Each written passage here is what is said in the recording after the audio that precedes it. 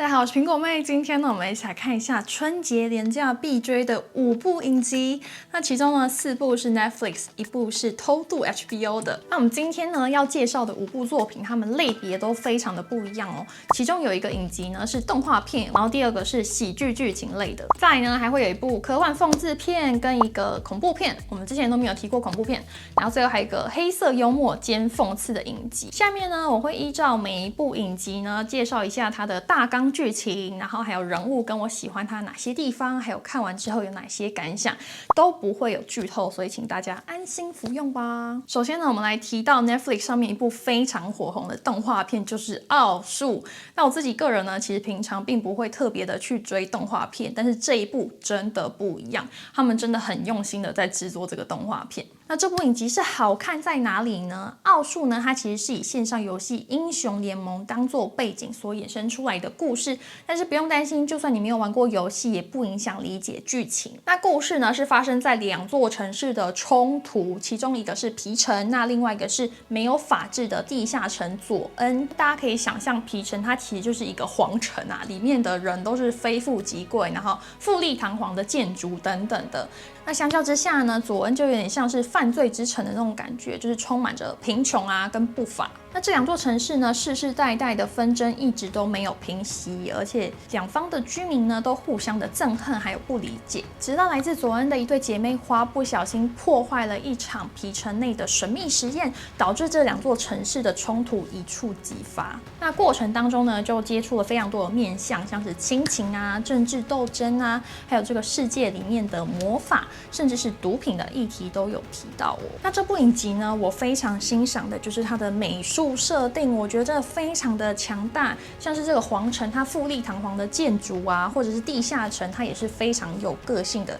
一种放荡不羁的感觉。另外呢，还要提到就是它的魔法特效，真的让人会起鸡皮疙瘩。不过奥数的第1季呢，它的魔法只占了一点点的部分，所以非常期待后面几季有更多的魔法出现。那目前国内外都对这一部影集反应非常的好，所以第2季是一定会推出的。那说到里面的角色呢，其实每个人都非常的有特色，他们的体型啊，或者是使用的武器都不一样。那我自己呢，非常喜欢的角色就是主角妹妹咯。那因为一提到这个妹妹就一定会剧透，所以我不会讲太多。这个角色呢，大家不是大恨就是大爱，但是我真的非常喜欢她，包含她的个性啊，或者是她使用的武器，她整个设定我觉得有点像是小丑女的那种感觉。那总体而言呢，我非常惊讶这部影集细腻的程度，包含它人物刻画啊，还有它的美术风格，都让人非常的惊艳，所以激推。再来我们要讲到 Netflix 上面最近一部超红的电影，叫做《千万别抬头》。它为什么那么红呢？是因为它是一部讽刺政治的电影哦。那这部电影呢是珍妮佛·劳伦斯还有里奥纳多·迪卡皮欧所主演的电影。那故事呢是在讲述一位博士还有博士候选人意外发现一颗彗星即将撞上地球，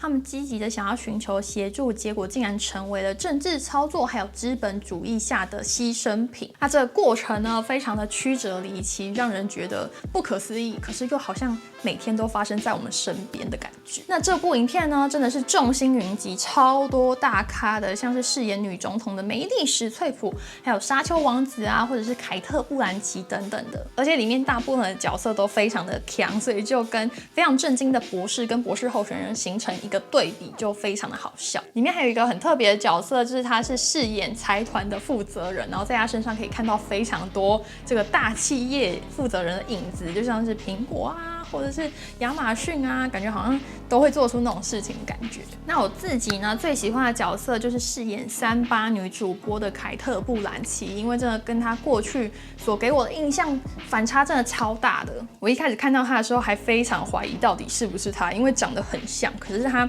有刻意的想要把自己营造成那种美魔女的感觉，所以有去打医美啊，或者是去做牙齿美白之类的，让她看起来真的是一个女主播这样子。那总体而言，这部千万别抬头会让你觉得好像真的这些事情就发生在我们身边，然后让你有一些省思之类的，而且从头到尾呢都毫无冷场哦，一直给你惊喜的那种感觉，所以算是还蛮推的。那接下来呢，我想要讲一部 HBO 的影集，叫做《继承之战》，英文叫做 Succession， 然后它已经出到第3季了。那这是一部讲述豪门斗争的黑色幽默剧。那虽然说我只看到第1季快要结束，可是听说第2季跟第3季更精彩哦。在网络上的口碑呢，也是一季比一季好，甚至是在今年刚颁完的第79届金球奖，他们就夺得了最佳剧情、最佳男主角，还有最佳女配角的奖项哦。那故事呢是发生在美国一个掌控传统媒体的豪门家庭。那这个大老板呢已经80几岁了，他守旧的经营方式呢，让他膝下4个子女都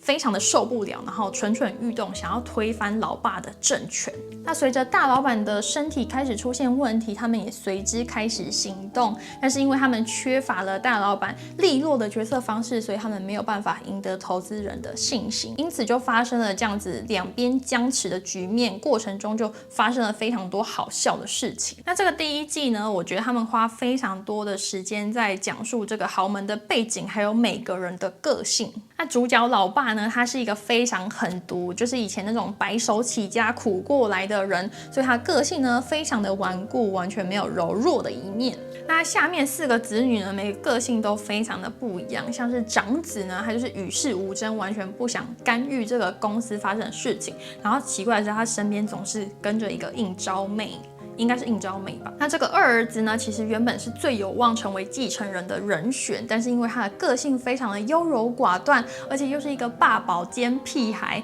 所以他爸爸就非常的不放心把这个企业交给他。然后小儿子呢，就是那种放荡不羁的纨绔子弟，从头到尾都非常的强。那4个子女里面唯一的这个女儿呢，她当然是一个娇娇公主咯。那在戏里面呢，她是从事政治活动，并且呢也想要瓜分这个公司一杯羹。那我自己呢非常喜欢里面一个公司的老员工，就是这一位。一开始呢会觉得他个性蛮普通的，但是后来会发现他真的非常的有心机，而且聪明，所以每次都会让我爆笑。另外呢，还有一个表面上看起来虽然非常笨的表弟，可是后面呢会发现他是一个蛮经典的角色，不能没有他。所以这整部片呢，其实就是围绕在美国的贵族生活日常里面呢，还有什么搭飞机啊、豪宅等等的，都是司空见惯。那有一点不习惯的是，里面常常使用一种实境秀的拍摄手法，它会突然把你的脸放大，就是要看你的表情，这样有的时候会让我有一点出戏。但是因为它剧情非常精彩，所以也就算了。那我现在呢非常期待它的第2季跟第3季，如果我看完呢，也会到 IG 跟大家分享。所以如果你想要跟我一起讨论剧情的话，也欢迎到我的 IG 追踪哦。接下来我们回到 Netflix 的影集，我们来讲一部恐怖片。其实我这个人是完全不看恐怖片的，那为什么会看这一部影集呢？就是之前呢，我在上一个讲 Netflix 推荐片单里面呢，我有提到我非常喜欢《安眠书店》第2季的女主角，然后就有人跟我推荐这一部她在 Netflix 的出道作《鬼入侵》，然后英文叫做 The Haunting of Hill House。那《鬼入侵》呢，这个片名一听就是恐怖片，但是其实去除它的恐怖元素，还有故意吓人的地方，其实它的故事线算是还蛮完整的，而且人物刻画的也算是蛮不错的。我自己非常讨厌那种刻意吓人的剧情，所以我每次看这部影集，我都会把视窗缩到最小，然后我都会这样看，就是我会只看字幕这样子。我是因为想要看剧情才硬把它看完的。剧情呢是在讲述一家7口搬进了一个古老的豪宅里面，并且想要翻新这座古宅，然后以高价出售来赚钱。没有想到过程当中呢意外连连，而且几个子女也都陆续体验到了超自然现象，并且这一家的女主人奥利维亚也开始出现精神异常的状况。那蛮特别的就是这个影集，它每一集都会以不同人的视角去体验他们小时候所发生的事情，还有长大之后他们跟家人相处的情况。所以可能同一个事件在不同集里面会一直出现，只是角度不一样这样子而已。那其实必须要讲这个家庭呢，它本身就有一些问题，然后入住到了这个鬼屋呢，他就是把他们的问题放大了而已，然后并且成为了最后一根稻草。那随着他们在这间鬼屋住的越久呢，小孩越开始发现这个妈妈的行为非常的诡异。那我自己最爱的这个女主角呢，她是饰演全家最小的龙凤胎的妹妹，她也是最常撞鬼的那个人，所以大家都觉得她在胡说八道，然后不相信她。可是她也是全家里面最温暖，然后愿意付出的那个人。所以整个故事呢，就是围绕着这一家7口还有鬼屋屋。那因为每一集的视角都不一样，所以在看的时候会觉得有点像拼图的感觉，然后你一定要看到最后一集才会完成最后那一块拼图。然后看到后来，我觉得它有一点在拖戏，然后吊人胃口，所以我到后面都会有一点快转。但是总体而言呢，算是非常好看，它的故事算是很完整，而且它也推出了第2季，叫做《鬼庄园》，所以如果你有兴趣的话，也可以去看一下哦。再来呢，我们要提到 Netflix 上面第1季爆红的影集叫做《艾蜜莉在巴黎》，这一次呢推出了第2季。那这部影集呢，还没看过的人，我稍微提一下前面的剧情。艾蜜莉呢，因为意外来到了巴黎，展开了全新的生活还有工作，过程当中呢，不小心卷入了一段三角恋。那在工作还有生活上呢，都因为法国文化差异的关系，闹了不少笑话。那这一季的开始呢，艾蜜莉就非常的心虚而且惭愧，想方设法想要让帅哥厨师加百列还有他的好朋友卡密尔复合，但他心中呢还是非常渴望这位帅哥的。好家在呢这一季的中间杀出了一个英国来的帅哥，同时呢在工作上也发生了一些危机，在美国的总公司呢开始发现艾蜜莉所在的法国分公司一直都在乱搞，远在美国并且怀孕6甲的这个上司呢亲自飞到了法国，想要整顿一下这间公司，因此呢让艾蜜莉陷入了两难，毕竟她才刚打入同事圈没有多久，然后她的上司就要来开刀了。总体而言呢，这一季我觉得相较于第1季，它的新鲜感就降低蛮多的，尤其很多人物，我觉得他们的个性都反反复复的，好像是为了